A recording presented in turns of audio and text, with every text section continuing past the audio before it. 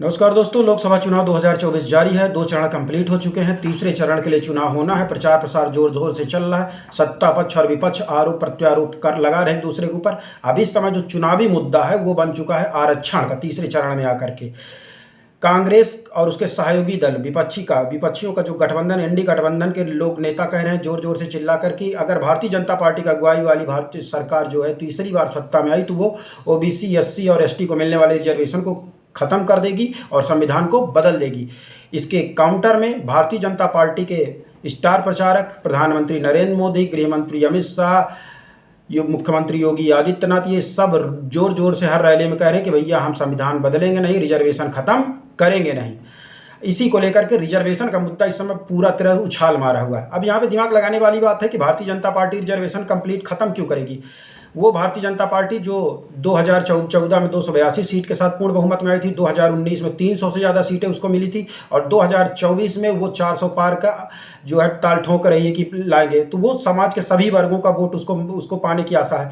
अगर हिंदू बनाम मुस्लिम जो धर्म की राजनीति जो विपक्षी भारतीय जनता पार्टी करती भी है, हिंदू बनाम मुस्लिम, अब तो मोदी जी खुल करके भी आ गए।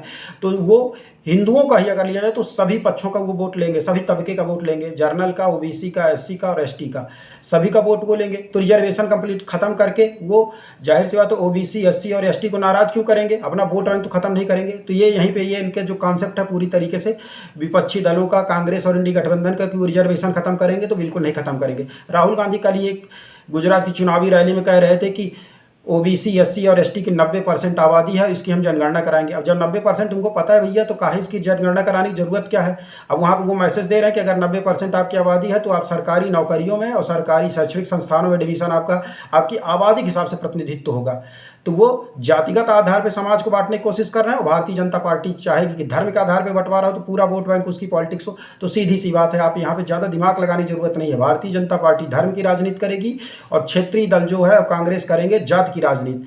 प्लस क्षेत्रीय दल और कांग्रेस जो है एकमुश्त मुस्लिम वोट बैंक को अपनी बकौती मान के चलता है। जिस तरीके से Bharatiya Janata party Hindu vote bank को लेकर चलता है कि ये सब मुझे मिलेगा, उसी तरीके से कांग्रेस और ये विपक्षी दल मुस्लिम तुष्टीकरण के नाम पे सारा वोट बैंक अपनी तरफ लेते हैं।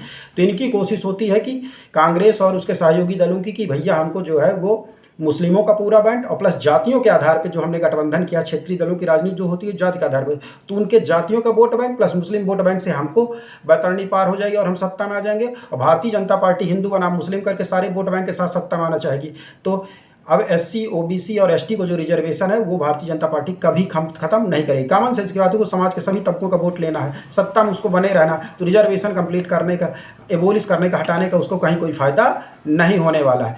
दूसरी तरफ अब इसी मुद्दे पे आप देखेंगे कि कांग्रेस ने बड़ी चालाकी से कर्नाटका में ओबीसी तबके का जो एक हिस्सा रिजर्वेशन में मुस्लिमों को भी शामिल कर लिया है, जबकि भारतीय संविधान में धर्म के आधार पर रिजर्वेशन देने का कोई भी प्रावधान नहीं है, लेकिन उसने चालाकी से मुस्लिम समुदाय को ओबीसी में शामिल कर लिया है। तो मोदी जी कल के रैली में कह रहे थे कि जब तक मैं जिंदा हूँ धर्म के आधार पर रिजर्वेशन नहीं होने दूंगा, और ये कह रहे हैं कि भारतीय जनता पार्टी जो है रिजर्वेशन खत्म कर देगी। कांग्रेस उसके सहयोगी दलों का आरोप है। तो जान रहे हैं मुद्दा यही है कि भारतीय जनता पार्टी धर्म की राजनीति करने वाली है, हिंदू, मुस्लिम और क्षेत्रीय दल और कांग्रेस करने वाले हैं मुस्लिम प्लस जातिगत आधार पर राजनीति करेंगे।